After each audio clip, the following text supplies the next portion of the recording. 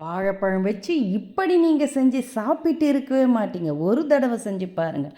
அதுக்கு 2 பெரிய சைஸ் வாழைப்பழம் எடுத்துருக்கேன். அதை மிக்ஸர் ஜாரில் மாற்றி நல்லா நைஸாக அரைச்சி எடுத்துகிட்டு வந்துடுங்க. கொஞ்சம் மஞ்சத்தூள் சேர்த்து அரைச்சி எடுத்துகிட்டு வந்ததை மிக்சிங் பவுலில் மாற்றிட்டு இதில் கொஞ்சமாக உப்பு, கூடவே 1/4 டீஸ்பூன் பெருங்காயத்தூள், 1/2 டீஸ்பூன் ஓம்பம் சேர்த்து நல்லா கலந்துட்டு 2 கப் அளவுக்கு கடலை மாவு, 1/2 கப் அளவுக்கு பச்சரிசி மாவு, கூடவே 1 டேபிள் ஸ்பூன் அளவுக்கு சமையல் எண்ணெய், சூடான எண்ணெயை ஊற்றி நல்லா கலந்து விட்டு பிசைஞ்சிக்கங்க. தண்ணியில் எக்ஸ்ட்ரா சேர்க்க வேண்டியதில்லை.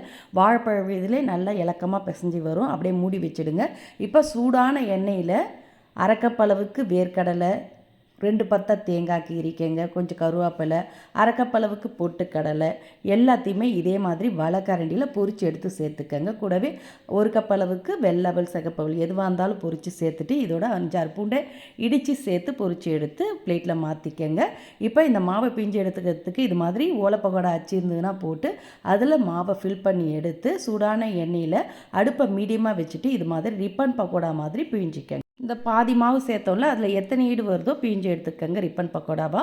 மீதி மாவில் ஓம்பொடி அச்சு போட்டு இது மாதிரி பிழிஞ்சு எடுத்துக்கங்க. எத்தனை ஈடு வருதோ பிழிஞ்சு எடுத்து நல்லா ஆறின பிறகு அகலமான பவுலில் எல்லாத்தையுமே உடச்சி விட்டு சேர்த்துக்கங்க. நல்லா முறுமுறுன்னு கிறிஸ்பியாக இருக்கும்.